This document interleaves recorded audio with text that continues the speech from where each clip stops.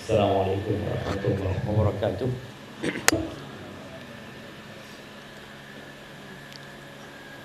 Ana heran ya, kenapa kok jauh dari ustadznya semua gitu ya? Kayak ustadznya kayak sendirian di sini tuh. Jangan deket-deket sama ibu-ibu, antum maju ke depan, antum berjamaah seperti itu. Nah, loh. Insya Allah kan aman nih Pak Jonan kan? Suci kan? Iya. Ya kalau gini kajian sungguhan. Kalau tadi nonton ustadznya antum di sana, ustadznya ditonton.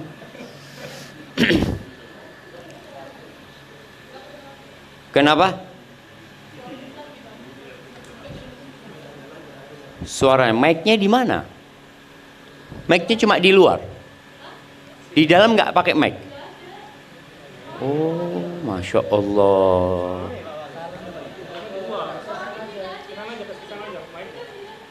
Iya, Pak, taruh tengah aja mic-nya, apa salonnya. Tinggal colokannya ambil yang punyanya sini.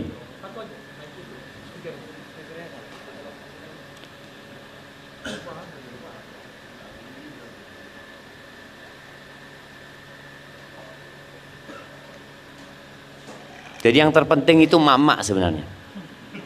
Kalau mak-mak baik, insya Allah bapak-bapaknya ikut baik gitu kan.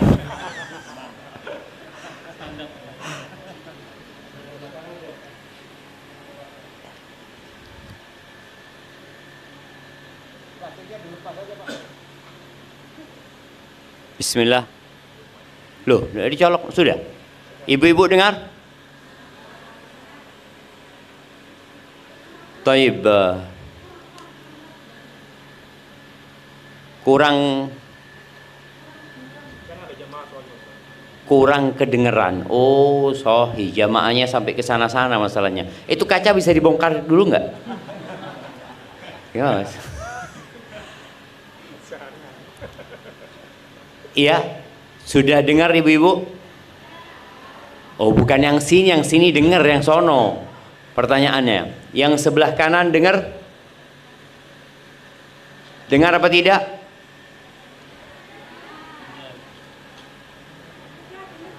Sudah dengar?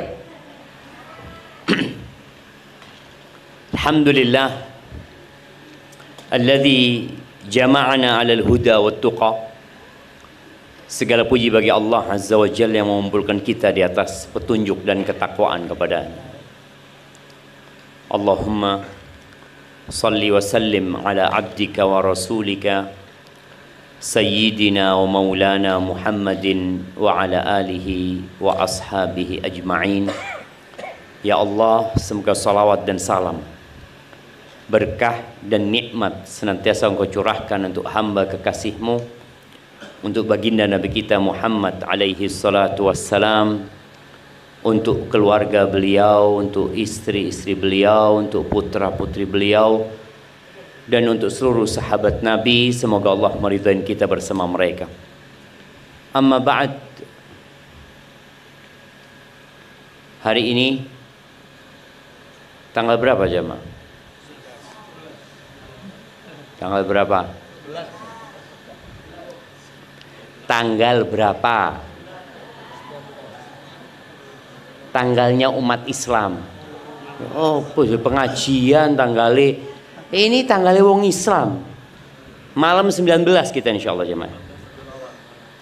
19 Rabiul Awal 1447 Hijriah. Kita mau berbicara tentang bagaimana mempersiapkan diri untuk akhirat. Karena sesuai dengan penilaian kita tentang akhirat, sesuai dengan itu pula persiapan kita. Berapa sih nilainya akhirat buat antum? Kalau nilainya 1 triliun mamanya, maka kita akan bekerja untuk mendapatkan 1 triliun supaya dapat akhirat. Contoh mobil, kita tahu kita suka sama mobil ini berapa harganya? Mamanya Pajero kita ngomong. Berapa Pajero? 700? Anggap 700, nilainya 700. Maka kita kalau ingin mobil itu, mau tidak mau kita harus menabung, mengumpulkan uang sampai harga mobil itu. Sekarang nilainya akhirat ini berapa? Antum nilai berapa akhirat itu? Kalau bicara akhirat ya, 2 rakaat sebelum subuh, 2 rakaat sebelum subuh itu khairun minad dunya wa ma fiha. Lebih baik dari rumah Pak Jonan ini, lebih baik dari semua rumah yang ada di perumahan sini. 2 rakaat sebelum subuh itu lebih baik dari Indonesia seisi. Ternyata dengan 2 rakaat sebelum subuh kita sudah bisa mendapatkan yang lebih baik dari dunia dan isi. Tapi terkadang kita tidak semangat untuk melaksanakan itu. Taib. Nabi SAW pernah menyebutkan, la maudhi'u sauti ahadikum fil jannah khairun minad dunya wa ma fiha. Tempat pecut ya, dulu kan di zaman Nabi SAW kendaraan mereka adalah kuda, onta, keledai. Mereka butuh cemeti ya, pecut ya, sambil naik dipecut gitu ya, supaya lebih kenceng. Mungkin 1 meter lah tempat biasanya mereka akan meletakkan itu di dinding rumahnya, di cantolno gitu ya. Tempat yang cuma segitu itu di surga khairun minad dunya wa ma fiha. Lebih baik dari dunia dan isinya. Yang jadi pertanyaan, persiapan kita apa? Kalau untuk dapat rumah di Surabaya, perumahan di sini 1 meter piro Pak Jono? 10. Baik, kalau orang mau beli 1000 meter, berarti dia butuh duit 10 M. 10 M. Maka dia berpikir, saya harus bekerja, saya harus mengumpulkan uang 10 M. Habis beli tanah, belum rumahnya. Bangun rumah 10 M juga. Jadi rumahnya diisi dengan isi yang begitu menyenangkan. Mari ngono mati. Dibawa rumahnya? Tidak. Tidak ada. Maka malam Jumat ini, malam yang indah ya, kita ingin menyegarkan kembali ingatan kita untuk mempersiapkan diri. Soalnya kondisi ekonomi negeri kita sedang tidak baik. Menteri Keuangan sudah diganti. Semoga menjadi lebih baik doa kita. Tapi bagaimanapun negeri kita akan tutup. Iya, nanti nggak ada lagi yang namanya Indonesia. Indonesia hanya cerita sementara. Maka yang perlu dipikirkan oleh manusia adalah kehidupan yang kekal dan abadi yang selama-lamanya. Yang kata Allah Azza wa Jal, fiha ma tashtahihil anfus. Kalau bicara kehidupan akhirat itu, di sana ada semua yang diinginkan oleh jiwa. Apa senengnya kita Allah kasih. Di dunia enggak. Berapa banyak kesukaan kita yang enggak kita dapatkan. Ana tahu bapak-bapak kepingin muda terus. Bapak-bapak yang jenggotnya putih itu kepingin, ya Allah Ustaz ya, tapi apa itu tuwek Ustaz. Ibu-ibu setiap bercermin dilihat, kok tambah keriput aku ya. Kalau ada serum yang bisa membuat ibu-ibu itu kembali seperti umur 18 tahun, dibeli nggak ibu-ibu? Dibeli, tapi tidak ada. Dia akan semakin tua. tapi di sana akan terus muda selama-lamanya. Wa taladdul a'yun, yang enak dilihat sama mata Allah sediakan. Dan yang paling penting di sana itu wa antum fiha khalidun. Antum semuanya di sana kekal dan abadi. Di dunia, oke, yang paling tua umur berapa nih? Di sini, ada yang umur 90 tahun? 90, ibu-ibu. Yang lebih mati duluan itu ibu-ibu apa bapak-bapak? Hah? Bapak-bapak loh. Antum lihat ya, lebih banyak janda apa duda? Janda di sini kan? Ini ada saksinya, ibu. Ada saksinya. Nah, bojone mati, mati meneng. Ibu-ibunya masih hidup. Subhanallah tadi lihat. Jadi kalau dilihat, mungkin yang umurnya lebih tua-tua banyak emak-emak ya. Tapi juga emak-emak akan mati. Semua nunggu antrian. Walaupun tinggal di rumah yang bagus, yang mewah dengan segala fasilitas, ingat ad-dunya sijnul mu'min wa jannatul kafir. Dunia ini penjara buat orang beriman dan surga buat orang-orang kafir. Jamaah rahimakumullah, di surat Al-Hasyr, coba antum buka HP-nya supaya baca sendiri. Di surat Al-Hasyr ayat 18, 19 dan 20. Silahkan, siapa yang mau baca? Mic-nya ada kan? Nah, monggo dibaca 3 ayat ini. Surat Al-Hasyr ayat 18, 19, 20.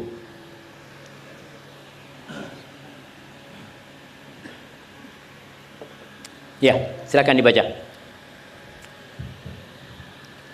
Ya ayyuhalladzina amanu taqullaha wal tanzur nafsum ma qaddamat lighad wattaqullaha innallaha khabirun bima ta'malun.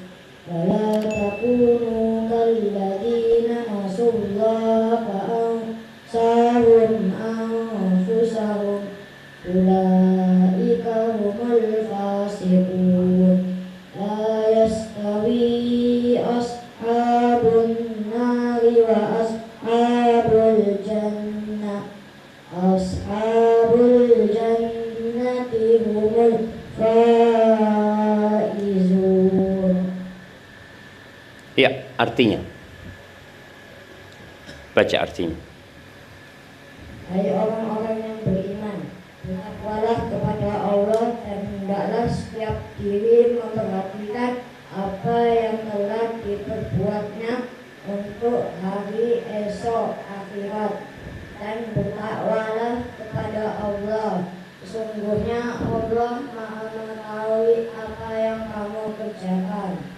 Dan janganlah kamu seperti orang-orang yang lupa kepada Allah, lalu Allah menjadikan mereka lupa kepada mereka sendiri. Mereka itulah orang-orang yang fasik. Tidaklah sama penghuni-penghuni neraka dengan penghuni-penghuni surga. Penghuni-penghuni surga itulah orang-orang yang beruntung. Barakallahu fiik ya. Allah Azza wa Jalla memanggil orang-orang yang beriman. Ya ayyuhalladzina amanu. Di Al-Quran itu ada 89 kali Allah memanggil. Kenapa diulang-ulang jemaah? Karena memang manusia itu pelupa. Abu Bakar As-Siddiq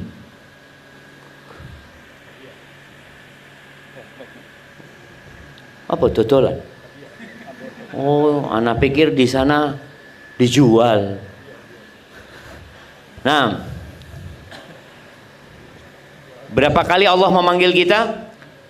89 kali. Ya ayyuhalladzina amanu, ya ayyuhalladzina amanu, ya ayyuhalladzina amanu. Nanti di tengah-tengah itu ada panggilan ya ayyuhan nas, wahai manusia. Ada panggilan lagi ya ayyuhal insan, wahai insan. Karena kita memang sering lupa aja. Dulu saja Abu Bakar As-Siddiq, ini orang nomor 1 setelah Nabi kita Muhammad SAW di umat ini. Abu Bakar lagi berjalan kaki melewatin rumahnya sahabat yang bernama Hamdalah.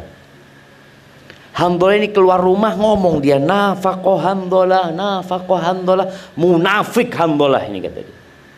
Munafik Hamdalah. Dia menyebut tentang dirinya.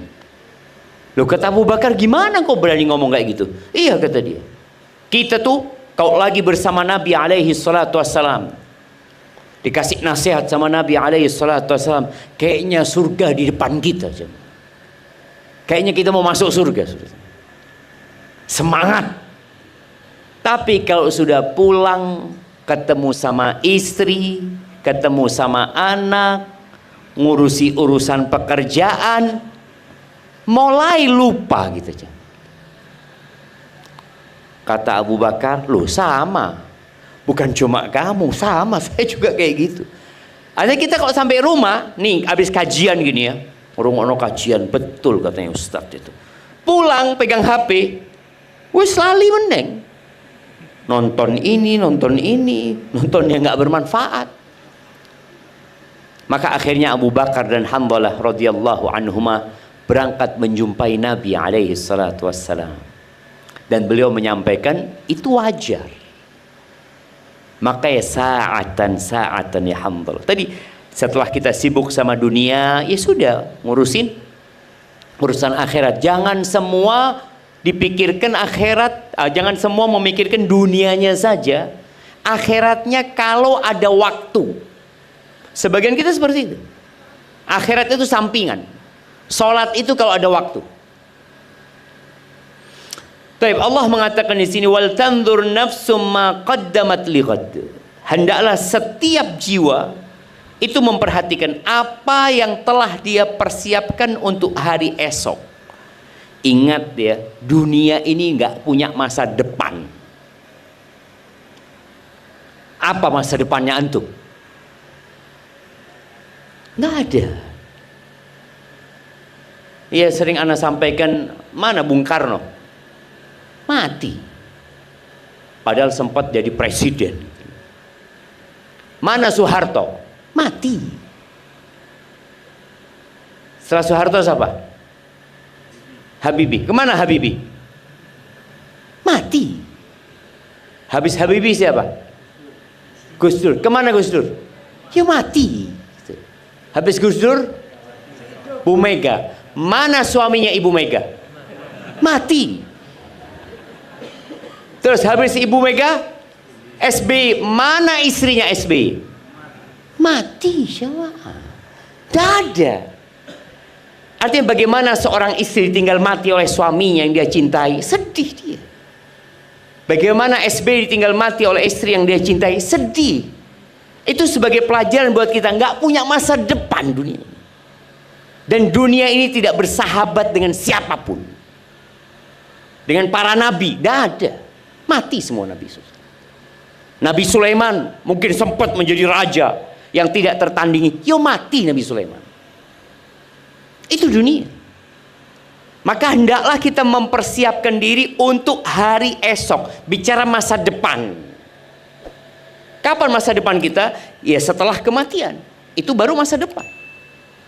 Dalam sebuah hadis yang diperselisihkan kesahihannya, Nabi alaihissalatu wassalam mengatakan al-kayyis man dana nafsahu wa amila lima ba'dal maut. Orang yang cerdas itu orang yang IQ-nya tinggi. Siapa? Yang suka bermuhasabah, ngitung-ngitung dirinya. Makanya orang-orang cerdas di dunia ini ada istilah tutup buku. Ada istilah evaluasi. Dia mengevaluasi setahun ini keuntungan kita berapa. Kita rugi. Kenapa kok kita rugi? Omset naik, tapi kok rugi kita? Orang cerdas itu akan selalu melakukan evaluasi terhadap usaha dia. Ini urusan dunia ya. Tapi ternyata untuk orang cerdas yang sebenarnya, dia melakukan evaluasi terhadap dirinya. Contoh, hari ini ana baca Quran berapa juz? Kok juz susah? Sak lembar aja tidak sampai. Itu evaluasi. Hari ini, malam Jumat. Jumat lalu ana sholawat sama Nabi alaihissalatu wasallam berapa kali ya? Berapa ya? Tidak dihitung. Orang kalau sudah nggak ngitung, bukan karena banyak ya, karena memang tidak banyak gitu loh. Wallahu a'lam, biar dicatat malaikat. Evaluasi. Bulan ini ana sodakoh berapa? Ingat, sodakoh itu jangan pernah merasa banyak sodakoh. Karena sodakoh hitungannya persentase.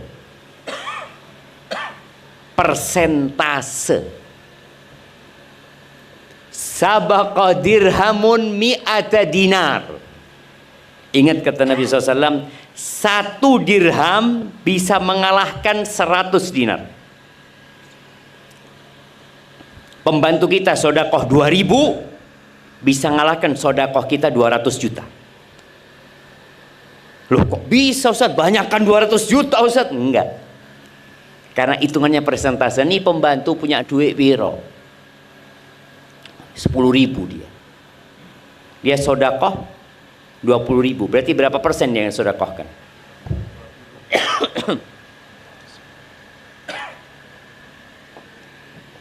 Alhamdulillah.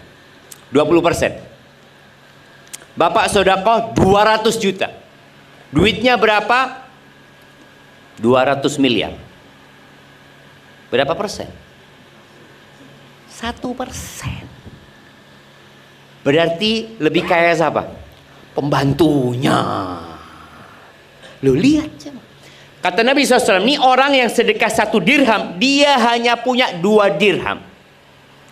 Kita tahu ya, ada masyarakat yang hidup hari itu untuk hari itu. Jadi dia kerja, dapat gaji umpamanya, dapat uang, upah dia, dapat upah, anggap 100.000. Kemudian 50.000 dia sodakohkan. Berarti yang dia sodakohkan berapa? Setengah hartanya. 50%. Sedangkan yang 100 dinar tadi, 100 dinar ini jamaah 425 gram. Berarti berapa juta? Ya sekarang kayaknya 900-an. Iya. Atau 850 lah. 2 juta sekarang. Tuh, kali 2 juta. 850 kok 2 juta. Dia sodakoh 850 juta. Tapi dari uang setumpuk yang ada di gudangnya. Gak ada apa-apanya gitu. Dia ngambil sedikit, sudah banyak dia kasihkan. Maka tadi sama, jangan pernah merasa banyak. Kalau kepingin ngelihat, jangan ngelihat yang dikeluarkan, ngelihat yang disisakan. Jadi kalau saudara itu ngelihat, kalau ngeluarkan dompet ya 100.000, lihat sebelahnya perak 5.000. Aku 1.000. Itu dompetnya cuma 10.000. Antum isi dompetnya 2 juta. Lebih baik dia cuma. Kalau kita tidak pernah melakukan evaluasi, kita itu akan merasa sudah baik. Makanya Allah Azza wa Jalla memerintahkan kepada kita untuk memperhatikan. Dan cara mempersiapkan itu ya perlu ilmu. Apa yang perlu dipersiapkan gitu loh. Apa aja yang perlu dibawa? Kayak umpamanya kalau orang mau berangkat umroh, dikasih tahu jangan lupa bawa ihram. Karena kita butuh ihram. Jangan lupa bawa paspor. Wah, tidak perlu paspor, saya orang kaya. Sudah kenal sama saya semua di bandara. Masih wong soge. Ke bandara tidak bawa paspor, bisa? Tidak bisa. Tadi ada hal-hal yang perlu dipersiapkan. Semuanya. Contoh, apa lagi? Baju ihram, paspor, tiket pesawat. Antum kalau nggak punya tiket pesawat, nggak akan bisa berangkat. Tapi kita dengarkan azan dulu, baru kita lanjutkan. Kenapa? Iya, sholat isya-nya diakhirkan nanti di sini jemaah ya. Orang.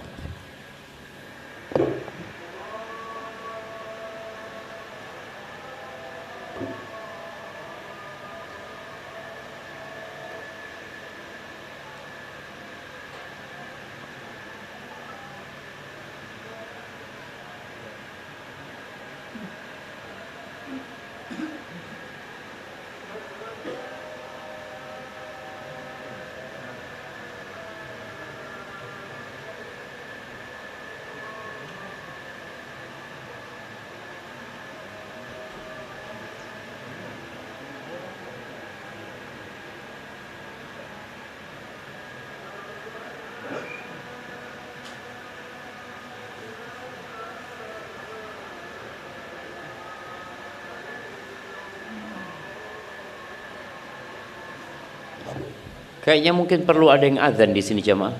Soal suara azannya kurang terdengar. Nah, ada mic.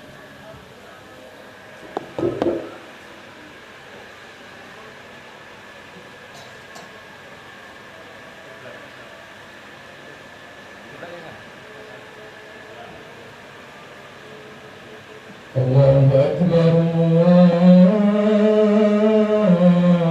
Allahu Akbar, Allahu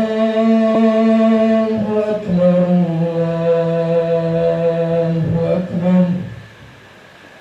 Asyhadu an la ilaha illallah.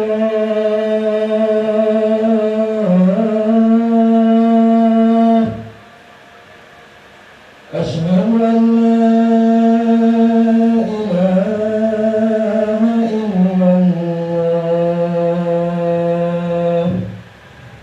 Asyhadu anna Muhammadan Rasulullah.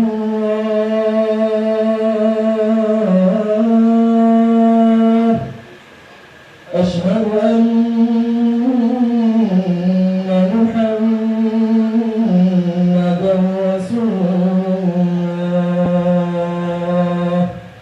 Hayya 'alas salah.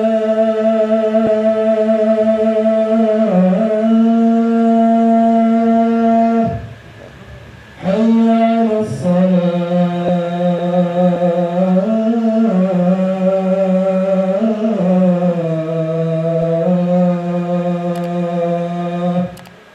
Hayya 'alal falah.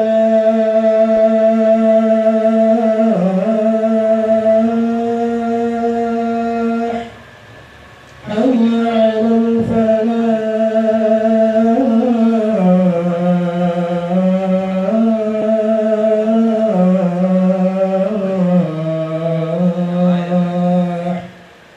Allahu Akbar, Allahu Akbar. La ilaha illallah.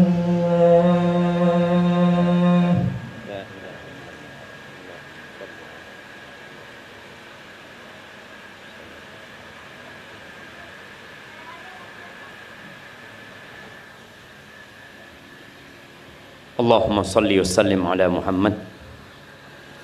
Jadi mempersiapkan untuk hari esok itu dengan cara melakukan evaluasi tadi. Kita hitung-hitung apakah persiapan kita sudah cukup apa enggak. Oh alhamdulillah saya sudah banyak amal solehnya. Coba dilihat ikhlas enggak kita. Nabi Ibrahim saja ketika dia bangun Ka'bah, apa doanya? Rabbana taqabbal minna. Ya Allah, terimalah dari kami ya Allah. Takut tidak diterima. Kalau itu Nabi Ibrahim, apalagi kita jemaah. Maka jangan merasa sudah baik. Bagaimana Rasul sallallahu alaihi wasallam sekali duduk beliau mengatakan Rabbighfirli wa tub alayya innaka antat tawwabur rahim 100 kali. Dan beliau tiap hari. Kalau kita sekali-kali cuma. Tidak tiap hari. Maka usahakan kita mendawamkan jamaah istighfar. Minimal 100 kali. Antum punya waktu duduk. Dihitung. Kalau kita tidak menghitung, kita merasa sudah banyak. Merasa. Makanya ada orang merasa dizolimi, padahal belum tentu dizolimi. Lalu Allah Azza wa Jalla mengatakan, wattaqullah, 2 kali. Allah menyuruh kita bertakwa kepada Allah. Ini menunjukkan bahwa bekal untuk akhirat itu memang takwa. Fa inna khairaz zadit taqwa. Sebaik-baiknya bekal itu adalah ketakwaan. Bukan fulus. Bukan kekayaan. Bukan kedudukan dan jabatan. Lalu Allah Azza wa Jalla mengatakan innallaha khabirum bima ta'malun. Allah itu maha mengetahui secara detail apa yang kalian lakukan. Kita sekarang nih kelihatannya orang baik semua kan? Lihat sebelah kiri, kena. Tapi Allah tahu sama kita kalau kita nggak kena. Kita itu pandai menyembunyikan dosa. Kalau dosa itu ada baunya, ana yakin kita nggak akan kumpul. Kita nggak akan bisa sholat barengan. Tapi subhanallah, Allah tutupi dosa-dosa kita. Maka Umar bin Khattab radhiyallahu taala anhu mengatakan hasibu anfusakum qabla an tuhasabu. Kalian hisab diri kalian sebelum kalian dihisab. Hitungan itu biasanya jumlah. Wazinu a'malakum qabla an tuzanu. Dan kalian timbang amalan kalian sebelum kalian nanti ditimbang. Artinya timbangan itu biasanya untuk mengetahui kualitas, bobot. Kalau penghitungan itu jumlahnya, kalau penimbangan itu bobotnya. Kita perlu melakukan itu. Tadi anak kasih contoh, ada orang yang omsetnya naik tapi ternyata rugi dia. Loh, kalau hitung-hitungan kok iso rugi? Oh, ternyata operasionalnya membengkak gitu. Ada hal-hal yang perlu orang perhatikan. Tadi boleh jadi anak sudah sholat, alhamdulillah. Sebagian salafus sholat itu sehari sholat 300 rakaat. 300 rakaat. Kok bisa ya? Ana Ustaz 40 rakaat nyosop-nyosop. Iya. Sebagian salafus sholat itu tiap hari hatam Quran. Kita saulan Al-Baqarah ndak mari-mari. Al-Baqarah. Akhirnya karena lorwati langsung An-Nas. Supaya kelihatan hafal qul huwallahu ahad 3 kali kan kayak Al-Qur'an sudah. Itu bayangin. Ada apa sama kita? Tadi MC kita mengatakan untuk menyingkat waktu nggak bisa disingkat. Waktu juga nggak bisa diperpanjang. Yang bisa dilakukan adalah melebarkan lingkar waktu. Sama waktu ana sama antum sama-sama 24 jam. Tidak bisa disingkat, tidak bisa dipanjang. Umpamanya anak punya fulus, alhamdulillah Ustaz, insyaallah hari ini waktu anak 25 jam. Tidak ada.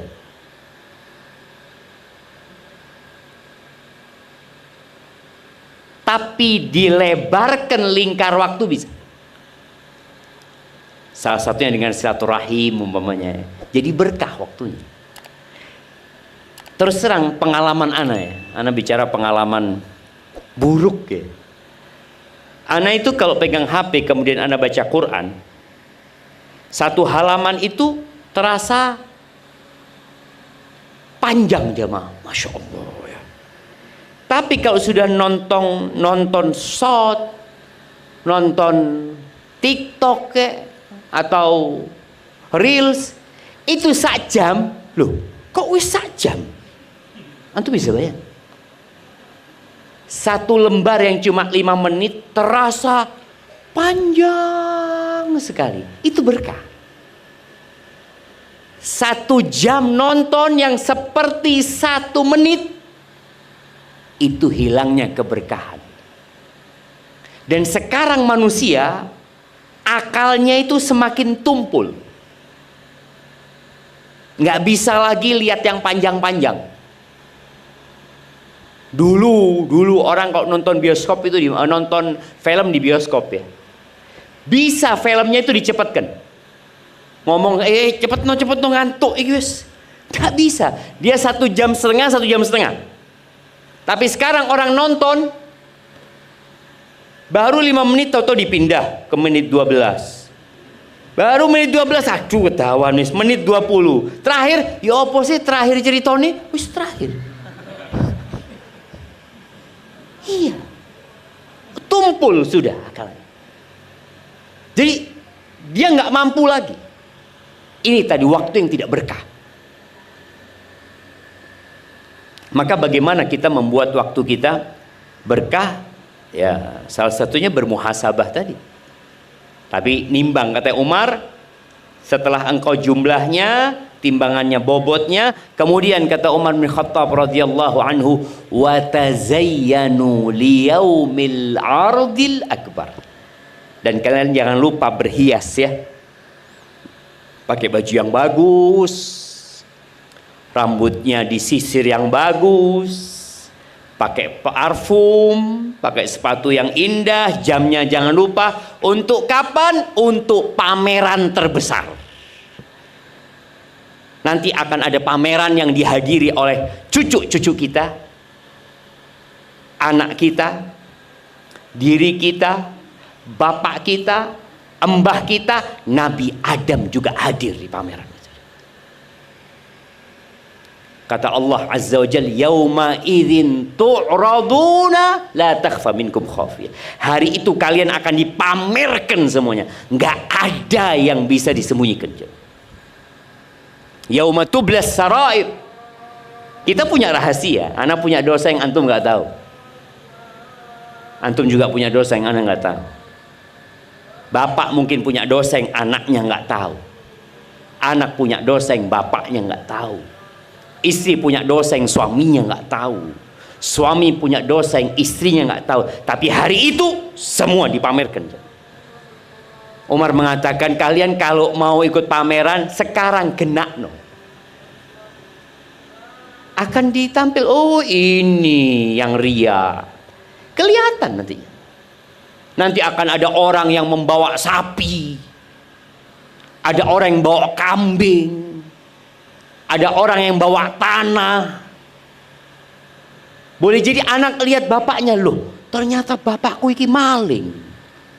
Anaknya kelihatan. Sang bapak juga ngelihat anak, loh ternyata seperti ini yang dilakoni. Itu hari pameran terbesar. Maka tolong kita persiapkan. Mau pakai baju apa kita nanti pada hari itu. Lalu Allah Azza wa Jalla mengatakan, wala takunu kalladzina nasullah fa ansahum anfusahum. Kalian jangan menjadi orang-orang yang melupakan Allah.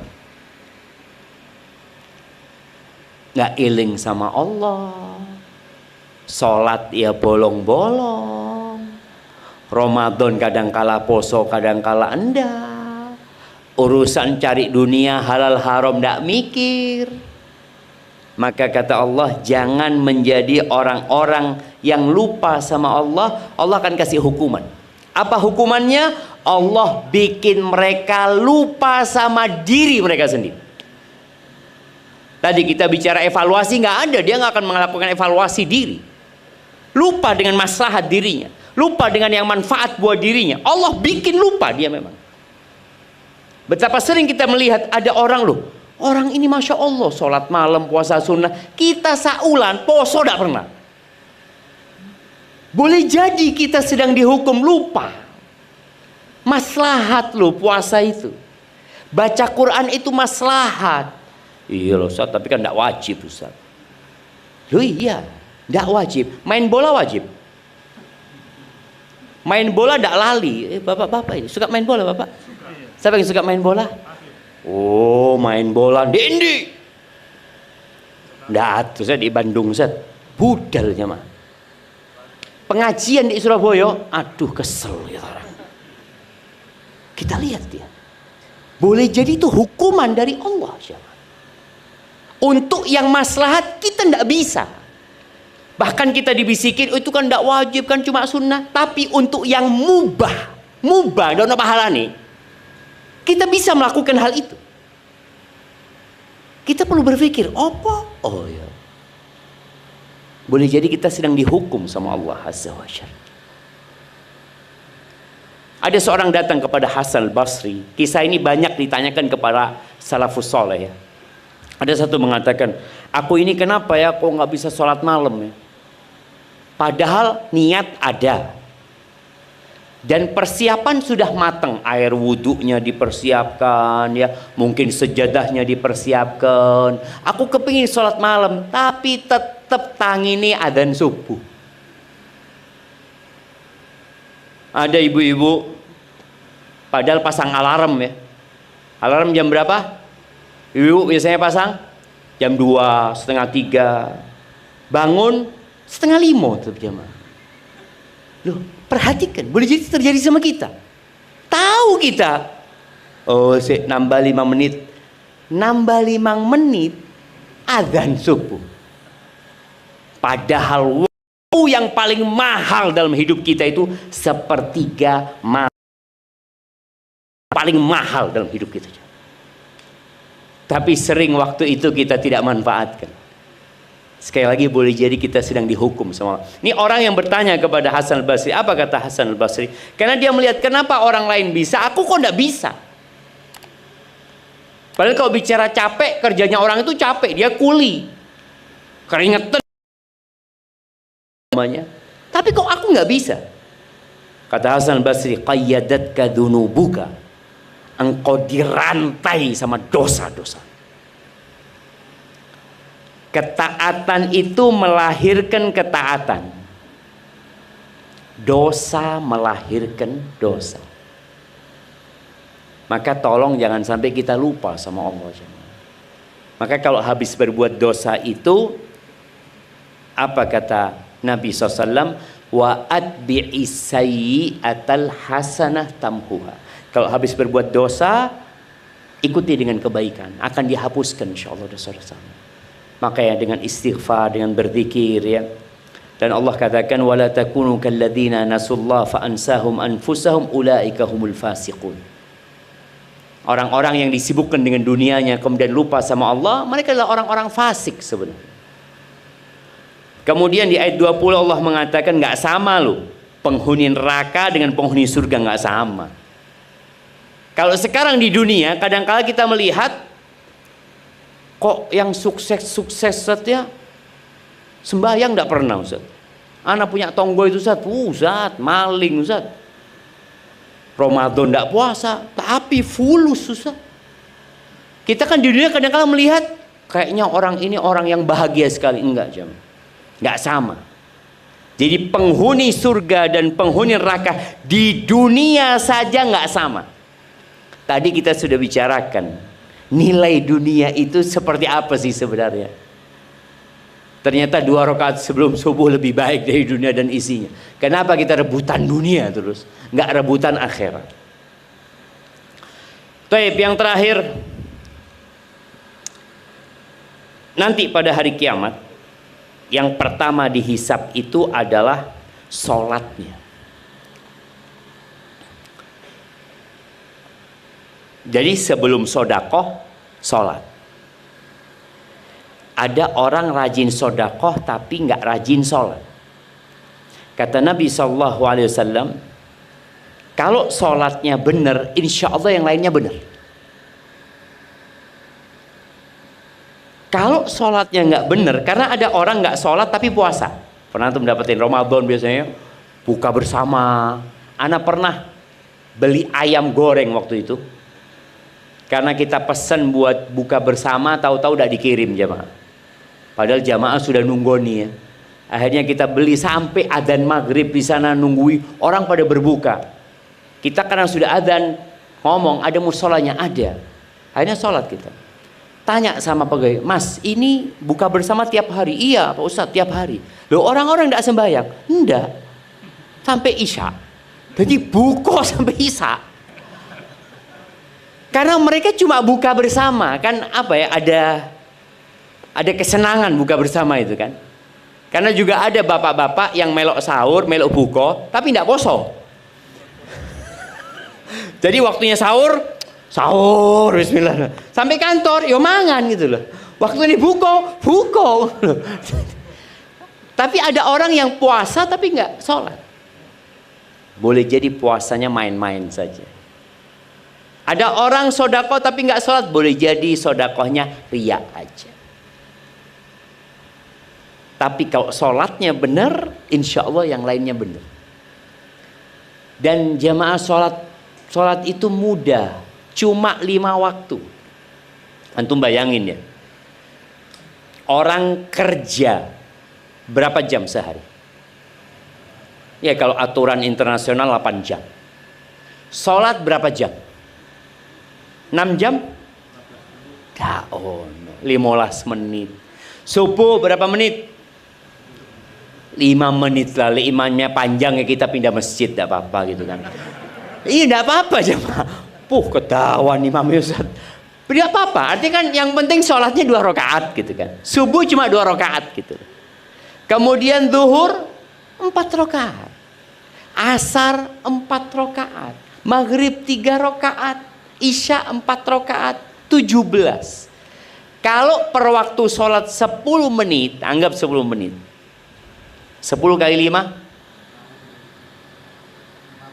tidak sampai 1 jam.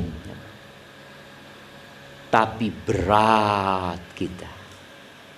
Memang mau masuk surga itu butuh perjuangan jemaah. Masuk surga itu membutuhkan perjuangan. Masuk neraka delosor, tidak perlu berjuang. Jadi kalau kita bicara mau masuk surga itu jalannya naik mendaki. Kalau mau masuk neraka, wis loh, wis tutup neraka ternyata. Iya jemaah.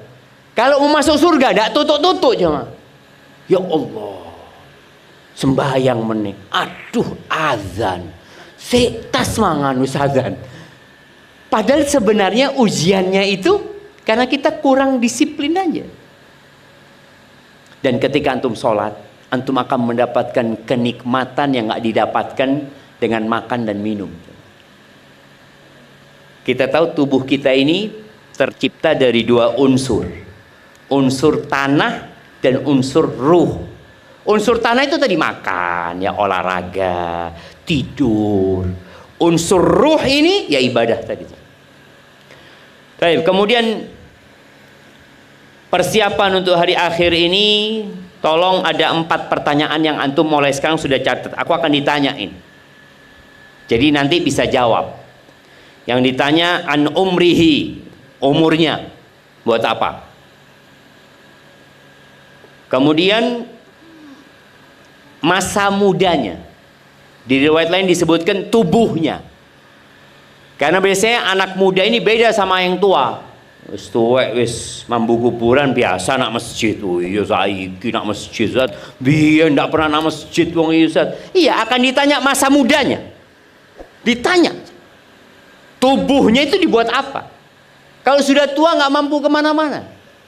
Ada orang yang mampu naik gunung. Lihat apa? Mau lihat sunrise. Naik gunung. Jam berapa berangkat biasanya jamaah? Jam berapa? Loh, jam piro? Jam 3. Jam 3 kan? Delok sunrise. Padahal munggah genteng ketokan sunrise. Oh lain Ustadz, rasanya lain. Yo sudah popois. Ini kan bicara rasa gitu ya. Tapi tadi kita lihat ya, dia mampu. Mampukah engkau sholat malam seperti engkau melakukan perjalanan melihat sunrise? Mampu enggak? Kadang-kala berat. Kalau lihat sunrise itu dunia, sholat ini akhirat. Pokoknya urusan dunia, karena kita seneng jamaah, ya enjoy kita. Ada orang naik sepeda, sepedaan sehari berapa kilo? Enggak lama loh Zat. Ya anak 2 jam. 2 jam berapa kilo jangan? Naik sepeda. Hah? Berapa? Loh terus no 90 kilo. Oh banter ya jemaah. Iyalah, anggaplah tadi 30 kilo dia bisa melakukan itu. 2 jam dia bisa jemaah. Pas sholat malam, Allahu Akbar. Witir 3 rakaat, qul huwallahu ahad, qul a'udzu birabbil falaq, qul a'udzu birabbin nas. Alhamdulillah.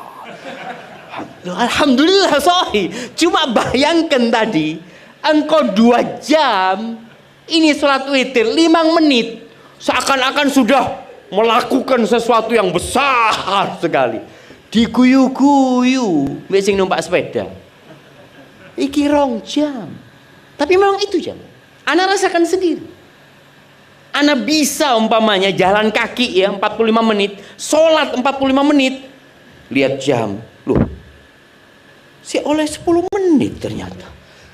Berkah jamaah. Berkah waktu kita kalau kita ibadah itu.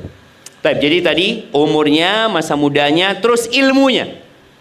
Ini yang lebih suka melok kajian itu bapak-bapak apa ibu-ibu? Nah, ibu-ibu akan ditanya ilmunya dipakai buat apa? Iya, ojo akan ilmu bu, ana Ustaz 10 tahun pengajian. Yang ditanya itu bukan 10 tahunnya. Diamalkan apa tidak ilmunya? Apa gunanya kita dengarkan pengajian? Masya Allah, sohi pancen yang disampaikan, sohi. Tapi mereka ngono udah dilakoni jemaah. Akan ditanya an ilmihi madza amila bihi, digawe opo pertanyaannya. Terus pertanyaan yang terakhir yang keempat, an malihi, tentang hartanya. Pertanyaan tentang harta ini 2. Min ainak tasabahu wa fima anfaqahu. Dapat dari mana, dibelanjakan kemana? KPK kalau tanya sama seperti itu. Iya kan? Orang itu akan diminta untuk membuktikan dia dapat dari mana uang itu.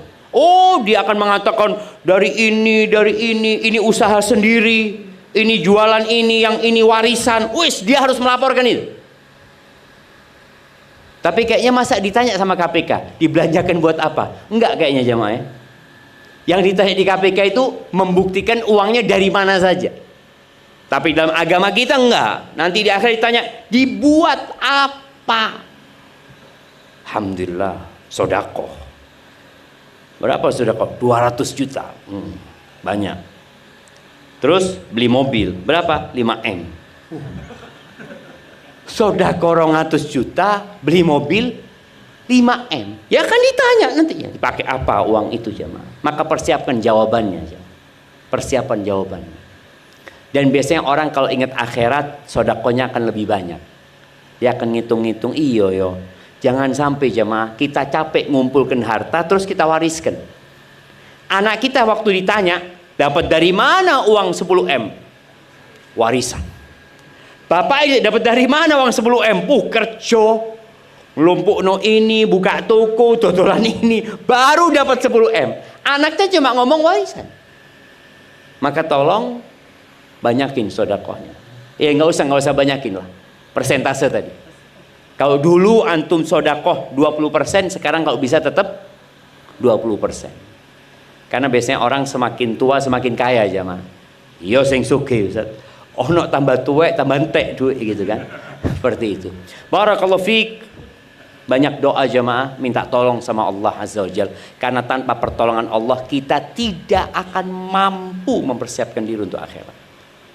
Baca Allahumma a'inni ala dzikrika wa syukrika wa husni ibadati. Ya Allah, tolongan hamba ya Allah. Rabbi auzi'ni an ashkura ni'mataka allati an'amta alayya. Ya Allah, bantulah hamba untuk mensyukuri nikmat yang kau berikan kepada hamba. Ya muqallibal qulub tsabbit qalbi ala dinik. Tetapkan hatiku di atas agamamu ya Allah. Karena yang menjadi standar orang baik itu kalau mati. Makanya terus terang anak itu kalau dengar teman mati ya, tetangga mati, matinya itu baik jamaah. Ya Allah, hamba sik durung mati ya Allah. Ya opo mati ini hamba? Kita nggak tahu ya. Ada mantan ustadz ada, dan ada mantan preman ada. Maka jangan jadi mantan ustadz. Jadilah mantan preman jadi ustadz. Alhamdulillah kan seperti itu. Jadi yang sudah baik jaga kebaikannya, terus mohon ampun kepada Allah atas dosa-dosa kita. Itu yang dapat Anda sampaikan, kurang lebihnya mohon maaf. Kalau ada pertanyaan saya persilahkan. Mungkin berapa pertanyaan Pak Jonan? 3. Nah, itu ada pertanyaan. Kasih mic-nya belakang.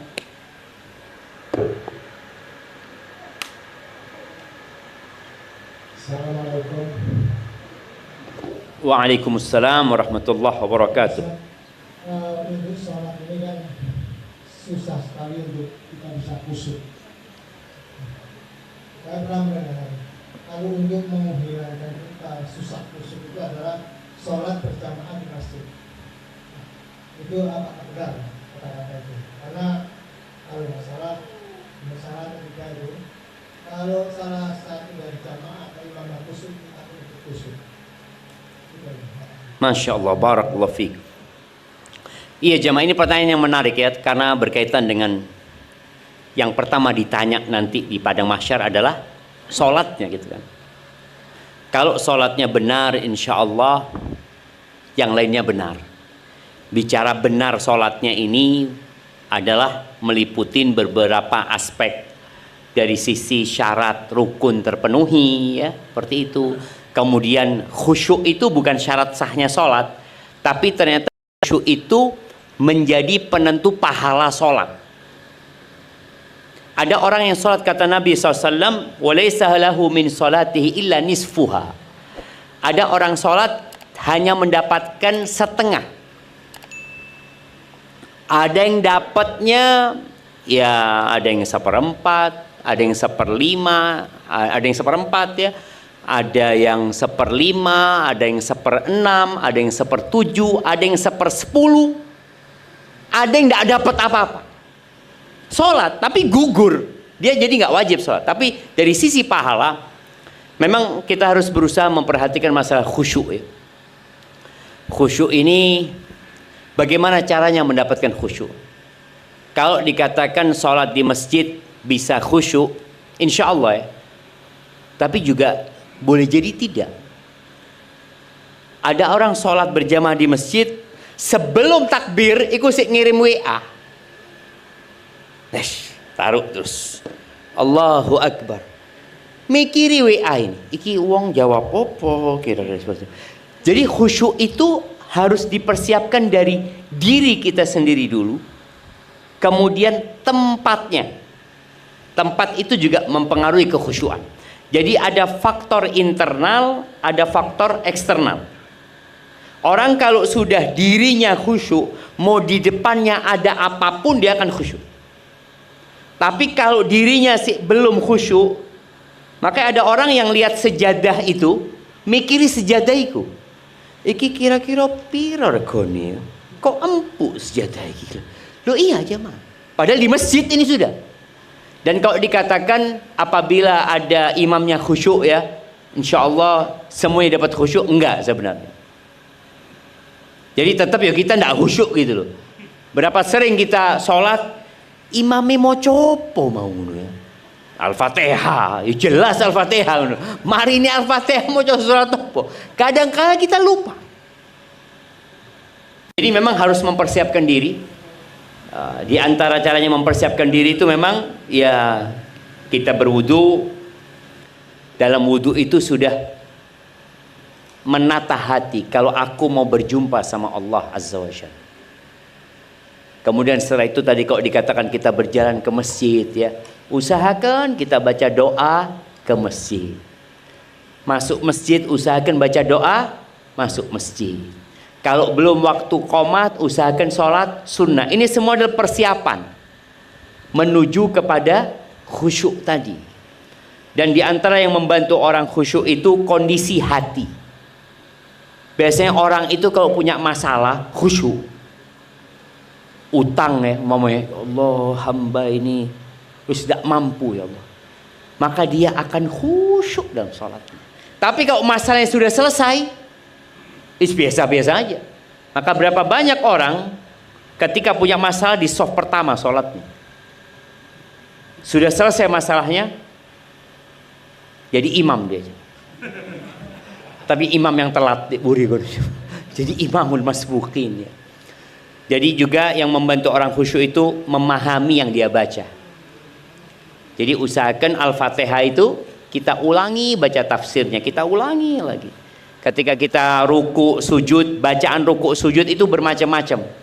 Maka usahakan kita menghafal yang baru-baru. Artinya yang diajarkan Nabi SAW. Kita mau biasanya hafal cuma Subhana Rabbiyal A'la. Subhana Rabbiyal A'la. Sudah mulai SD sampai tua Subhana Rabbiyal A'la. Boleh apa nggak boleh? Boleh. Boleh. Tapi kadangkala karena sudah kayak air, kita baca pun tidak sadar dengan yang kita baca. Coba ditambahin bacaan-bacaan yang tambahin doa umpamanya. Setelah baca Subhan Rabbil A'la, ana mau baca doa, Rabbighfirli wa liwalidayya warhamhuma kama rabbayani shaghira. Atau ana mau baca Subhanadzil jabaruti wal malakuti wal kibriya'i wal 'azamah. Kalau baru belajar biasanya mau baca itu ngiling-ngiling saja mah. Opo wujuane. Terus bacaan suratnya usahakan juga nambah. Umpamanya kita cuma hafal 5 surat, usahakan ada tambahan lah. Dan ana senantiasa memotivasi jamaah ini kalau bisa hafalan Qur'annya itu sesuai dengan umurnya. Jadi yang umur 37 tahun hafal juz amma. Kan juz amma 37 surat. Masa dah mampu setahun sepisan hafal 1 surat? Waduh, berat Ustaz. Bukan berat, memang tidak niat. Tidak niat ya mak. Maka seperti itu. Jadi insya Allah dengan seperti itu kita akan lebih khusyuk ya. Barakallahu fikum. Nah, ibu-ibu ada pertanyaan? Iya, sebelum ibu-ibu ada bapak-bapak sini. Assalamualaikum warahmatullahi wabarakatuh. Waalaikumsalam warahmatullahi wabarakatuh. Ustadz, di akhirat nanti kalau kita ditanya tentang umur, kekayaan dan lain-lain, kita buat apa? Afan, diulangin. Di akhirat nanti kan kita ditanya tentang umur, umur, kekayaan dan lain-lain, itu kita buat apa? Itu yang menjawab lisan kita atau iman kita. Kalau mungkin kalau di KPK kan kita bisa menjelaskan dengan mulut kita dengan mungkin berbohong atau berlibat lah menjawabnya lah. Kalau di akhirat nanti gimana Ustadz? Masya Allah. Barakallahu fikum. Iya, kalau bicara hisab nanti, orang itu akan berbicara dengan Allah tanpa ada penerjemah. Kita akan ngomong tanpa akan ada penerjemah. Orang-orang yang soleh, orang-orang yang baik, ya mungkin dia akan menjawab dengan lisannya. Orang-orang yang jujur ya. Tapi ada orang-orang yang nggak jujur. Bahkan dia ngeyel. Rasul sallallahu alaihi wasallam mengatakan, man nuqishal hisab udzib. Barang siapa yang hisabnya itu ada balas, ada bantah-bantahan, orang ini akan diazab, sudah. Jadi enggak, saya tidak melakukan itu, ini, itu. Akhirnya dia minta saksi. Disitulah nanti akan dikunci mulutnya. Kemudian tangan, kaki, kulitnya akan bersaksi. Tapi ada orang yang enggak. Dihisab, dia jawab dengan lisannya. Allah Azza wa Jalla mengatakan, ini salah satu pemandangan hisab pada hari kiamat, ya. Ada yang orang ini ditanya sama Allah, engkau melakukan dosa ini hari ini, kata. Naam ya Allah. Terus dosa ini, kata. Iya ya Allah. Terus dosa ini lagi, iya ya Allah. Terus disebutkan dosa dan dia mengatakan iya. Lalu Allah Azza wa Jalla mengatakan kepada orang ini belum semua dosanya, jemaah. Setelah selesai, Allah mengatakan kepada orang ini, satartu laka fid dunya wa ghafartu lakal yawm. Dulu dosa-dosamu aku tutupi di dunia dan hari ini aku ampuni. Subhanallah. Maka orang yang ingin ditutupi dosa-dosanya, jadi sidang pada hari kiamat itu ada sidang terbuka, ada sidang tertutup. Ada orang-orang yang di sidang nggak ada yang orang lain yang tahu, cuma dia sama Allah Azza wa Jalla. Tapi untuk orang-orang yang suka ngomongin kejelekan orang lain, ya, orang ini suka ya mengkorek-korek aibnya orang lain, Allah akan korek aibnya dia. Orang yang riya nanti akan Allah tampakkan hisabnya orang ini, supaya tahu ini orang riya. Maka hati-hati. Jadi kalau bicara hisab tadi ada yang tertutup. Bahkan ada cerita lain yang Nabi SAW ceritakan yang tentang hamba Allah ini yang dikatakan engkau punya dosa ini, dosa. Iya ya Allah, iya dosa. Ketika dia yakin dia akan binasa, Allah Azza wa Jalla mengatakan, aku tutupi dosamu dan aku ampuni buat engkau dan aku ganti semua dosamu dengan kebaikan. Apa kata orang ini? Ya Allah, tadi masih ada dosa-dosa yang lain belum kau sebutkan ya Allah. Karena dia tahu Allah Maha Pengasih, Maha Penyayang, ya. Dan Allah ampuni dosa-dosa. Jadi seperti itu. Kalau bicara proses hisabnya, ada yang tertutup, ada yang terbuka. Kemudian ada kondisi yang manusia ngeyel. Tapi ada orang yang cuma ditunjukkan engkau melakukan ini, itu dia mengatakan iya ya Allah. Biasanya orang kayak gini akan diampuni sama Allah Subhanahu wa taala. Barakallahu fikum. Baik, ini ada pertanyaan tertulis. Bagaimana cara hati, jiwa kita selalu menjaga keteguhan hati dalam beribadah? Niat sudah ada tetapi lemah iman untuk mempraktekkan, terkadang berat dengan rutinitas pekerjaan rumah. Ya, yang seperti ini perbanyak istighfar.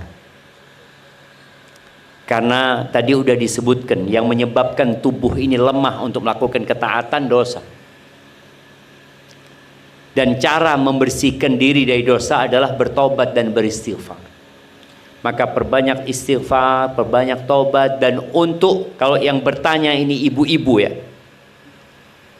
Rasul SAW mengatakan, wala tajidul mar'atu halawatal ibadah hatta tuaddiya haqqa zawjiha. Kata Nabi SAW, wanita itu tidak akan merasakan, istri itu, kalau posisinya dia istri, dia tidak akan merasakan lezatnya, manisnya ibadah sampai dia menunaikan hak-hak suaminya. Karena ada perempuan-perempuan yang merasa ahli ibadah, tapi ternyata dia kurang memuliakan suaminya, kurang menghargai suaminya, kurang melayani suaminya, kurang nurut sama suaminya. Bukan nggak nurut, ya, nurut, tapi kadangkala tidak nurut. Itu biasanya akan sulit merasakan tadi nikmatnya ibadah. Maka perbanyak istighfar. Dan kalau bicara dosa kepada suami, ya minta maaf sama suaminya. Dan biasanya istri itu kalau minta maaf kayak apa, jemaah? Nah, Mas njaluk sepuro, aku njaluk sepuro, Mas, lek duwe salah. Tadi tutu njaluk sepuro ndak, jemaah. Ndak ngaku lek duwe salah. Masih ngomongnya ledui salah. Jangan lagi seperti itu ibu-ibu. Kalau minta maaf sama suaminya, mas, aku njaluk sepuro, ake tusoku mas. Itu insya Allah suami ini bapak-bapak memaafkan enggak? Oh memaafkan, seperti itu. Ya, jadi supaya ibu merasakan lezatnya nikmatnya ibadah itu tadi menjalankan tugasnya sebagai seorang istri, dan ibadah menjadi istri itu berat. Maka kata Nabi SAW, apabila perempuan itu sholat 5 waktu, puasa Ramadan, terus nurut dan taat sama suaminya, menjaga kehormatan dirinya, qila laha udkhulil jannah, dikatakan kepada perempuan ini, monggo masuk surga dari pintu mana saja yang dia suka. Barakallahu fiik. Ya, pertanyaan terakhir. Nah, Assalamualaikum warahmatullahi wabarakatuh. Waalaikumsalam. Ustadz izin punten mau nanyakan, mungkin ada kiat-kiat dari Ustadz bagaimana biar kita tetap istiqomah dalam hal kebaikan. Matur suwun. Assalamualaikum warahmatullahi wabarakatuh. Barakallahu fikum. Nah, iya, itu hadiah buat yang bertanya, buat Bapak satu, kasihkan ke Bapak tadi. Nah, ibu-ibu kasih hadiahnya juga yang bertanya tadi ya. Kalau bicara kiat-kiat istiqomah ini, pengajian dimulai lagi nih Bapak. Mulai kembali kita, innal hamdalillah nahmaduhu wa nasta'inuhu wa nastaghfiruh. Ya, kalau bicara kiat-kiat istiqomah, iman itu naik turun. Jalan pintas menuju ke istiqomah itu memang doa. Minta sama yang membuat orang bisa istiqomah, Allah Azza wa Jalla. Maka kalau kita perhatikan doa-doa Nabi itu rata-rata minta istiqomah. Doanya, Allahumma inni as'aluka minal khairi kullihi ajilihi wa ajilihi. Ya Allah, aku meminta kepadamu kebaikan semuanya ya Allah, yang segera atau yang tunda. Wa a'udzubika minasyarri kullihi. Wa a'udzubika minasyarri kullihi. Dan aku berlindung dari segala keburukan, yang segera dan yang tunda. Wa as'aluka min khairi ma sa'alaka 'abduka wa rasuluh. Aku memohon kepadamu kebaikan yang diminta oleh hambamu, oleh Nabi Muhammad SAW. Wa a'udzubika min syarri ma 'adza bihi 'abduka wa nabiyyu. Dan aku berlindung dari keburukan yang nabimu berlindung dari keburukan itu. Wa as'alukal jannah. Dan aku memohon kepadamu surga, wa ma qarraba ilaiha min qaulin aw amal. Dan semua yang bisa mendekatkan ke surga, baik itu ucapan atau perbuatan. Wa a'udzubika minan nar. Dan aku berlindung kepadamu dari neraka. Wa ma qarraba ilaiha min qaulin aw amal. Dan yang mendekatkan ke neraka, baik itu ucapan atau perbuatan. Wa as'aluka an taj'ala kulla qada'in qadaitahu li khairan. Dan aku memohon kepadamu agar semua takdirmu yang kau tentukan baik buat aku. Itu baca doa, doa-doa yang lainnya. Kemudian yang kedua agar istiqomah itu baca Quran. Paling tidak ya sehari 1 halaman, usahakan sama artinya. Kalau bisa 1 juz, masya Allah, kita akan lihat nikmatnya hidup itu. Yang ketiga, zikrullah. Zikir ini amalan paling ringan. Buat orang-orang yang suka melakukan perjalanan, ingat ya, kalau jalannya lagi naik, baca Allahu Akbar, baca la ilaha illallah, Allahu Akbar. Kalau lagi turun, baca subhanallah ya, memuji Allah, menyucikan Allah Azza wa Jal. Naik kendaraan, baca zikir. Keluar rumah, baca zikir ya. Semuanya kita baca. Itu insya Allah kita akan bisa ada kekuatan istiqomah. Kemudian yang keempat, sohib, teman. Kalau temannya baik, insya Allah diajak baik. Tapi kalau temannya tidak baik, ya umpamanya temannya bukan nggak baik ya. Kadang-kadang kita punya teman itu ada beberapa macam. Ada teman yang seperti makanan. Kita harus setiap hari ketemu. Jadi kalau bicara makanan, ana wis 7 hari tidak makan Ustaz, yo mati gitu. Tadi ada kawan yang kita perlu ketemu tiap hari, seperti makan. Ada kawan ya yang seperti obat, kalau butuh saja. Kalau antum sering-sering ketemu kawan yang obat itu, overdosis nanti. Akhirnya jadi penyakit. Jadi kalau yang pertama itu seperti orang-orang soleh, ya orang-orang baik yang kita ketemu hanya untuk bicara tentang ya akhirat, bicara tentang bagaimana menyelamatkan diri dari fitnah dunia. Kalau kedua ini biasanya teman-teman bisnis, butuh kita ketemu relasi kita apa, tapi jangan keseringan. Yang awalnya bisnis akhirnya jalan-jalan ini itu, akhirnya waktu kita habis. Yang ketiga, ada teman yang kayak racun. Kalau kita ketemu sama dia ya sudah, kita akan rusak nantinya. Itu mungkin beberapa kiat jemaah. Barakallahu fiik. Mungkin itu menjadi pertanyaan terakhir ya dalam pertemuan kita kali ini. Yang benar dari Allah Azza wa Jalla, yang salah dari diri kita, dari anak sendiri. Allah dan Rasulnya terbebaskan dari kesalahan itu. Mungkin kita akan tutup dengan sholat isya berjamaah. Subhanakallahumma bihamdika asyhadu an la ilaha illa anta astaghfiruka wa atubu ilaik. Assalamualaikum warahmatullahi wabarakatuh. Ana kembalikan ke MC kita.